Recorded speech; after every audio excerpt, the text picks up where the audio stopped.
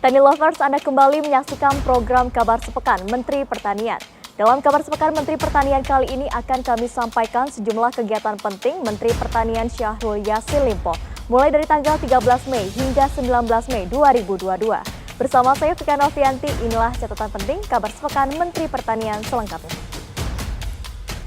Pada tanggal 13 Mei 2022, Menteri Pertanian Syahrul Yassin Limpo melakukan kunjungan kerja dengan menggelar rapat koordinasi bersama pemerintah Provinsi Jawa Tengah dan beberapa pemerintah kabupaten untuk bergerak cepat guna mencegah penyebaran wabah penyakit mulut dan kuku pada hewan ternak. Selain itu, dalam kesempatan yang sama, Menteri Pertanian meninjau peternakan sapi di Desa Singosari, Kabupaten Boyolali. Mentan menegaskan kecepatan penanganan serta bersinergi antara pemerintah pusat dan daerah juga stakeholder terkait dalam meningkatkan kewaspadaan dan mempercepat penyembuhan ternak yang terjangkit PMK. Dalam tinjauan tersebut, Kementerian Pertanian menyerahkan bantuan berupa obat hewan, disinfektan, dan APD. Tak hanya itu, Menteri Pertanian juga membentuk gugus tugas nasional penanganan PMK yang menurut Mentan menjadi salah satu strategi dalam mempercepat penanganan PMK. Berikutnya pada tanggal 15 Mei 2022, Menteri Pertanian Syahrul Yassin Limpo mengajak pengusaha lokal atau saudagar Bugis untuk terlibat langsung dalam proses pembangunan pertanian nasional. Menurutnya, pertanian adalah sektor strategis yang mampu menggerakkan roda perekonomian Indonesia dari hulu hingga hilir.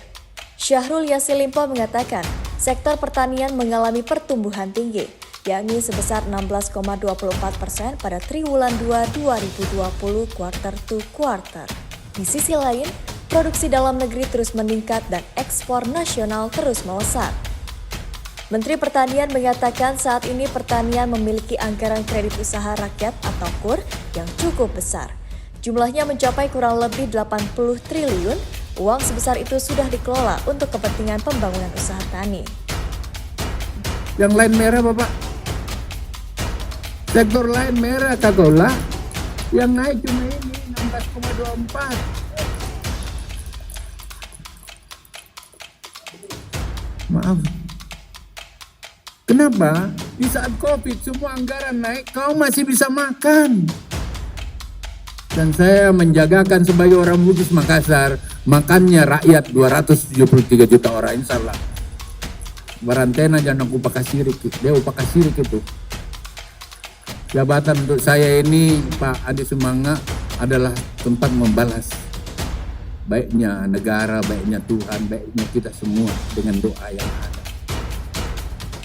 Berikutnya pada tanggal 18 Mei 2022, Menteri Pertanian Syahrul Yassin Limpo bersama anggota Komisi 4 DPR RI Sutrisno dan didampingi Bupati Sumedang Doni Ahmad Munir turun ke lapangan guna mengecek kondisi sapi milik warga di Desa Cilayung, Kecamatan Jatinangor, Kabupaten Sumedang, Jawa Barat. Menteri Pertanian menyampaikan bahwa tingkat kesembuhan hewan ternak yang terjangkit PMK pasalnya lebih tinggi dibandingkan dengan tingkat kematiannya. Begitupun dengan tingkat penjualan bagi hewan ternak yang terpantau masih sangat tinggi. Menteri Pertanian meminta kepada semua pihak agar hewan ternak sapi juga diberikan suplemen maupun obat-obatan hewan. Hal ini bisa dilakukan jika ada sapi yang terindikasi sakit. Menurutnya, wabah PMK ini bisa diatasi jika penanganannya cepat. Untuk itu, Menteri Pertanian menghimbau agar peternak dapat segera melaporkan jika ternaknya mengalami gejala PMK. Selanjutnya pada tanggal 19 Mei 2022, masih dalam penanganan wabah PMK, Menteri Pertanian Syahrul Yassin Limpo secara sigap langsung meninjau peternakan sapi di Rumah Quran Lubawi, Tangerang Selatan, Provinsi Banten. Peninjauan ini dilakukan guna memastikan sapi dalam kondisi sehat, terbebas dari wabah penyakit mulut dan kuku atau PMK, khususnya dalam menyambut kebutuhan kurban Idul Adha. Mentan berpesan agar pemerintah Provinsi Banten tetap siaga terhadap wabah PMK yang saat ini terkonfirmasi di beberapa daerah. Demikianlah Kabar Sepekan Menteri Pertanian edisi kali ini. Saya Fika Novianti beserta kru yang bertugas mengucapkan terima kasih atas kebersamaan Anda. Salam TV Tani, televisi pertanian pertama di Indonesia. Sampai jumpa.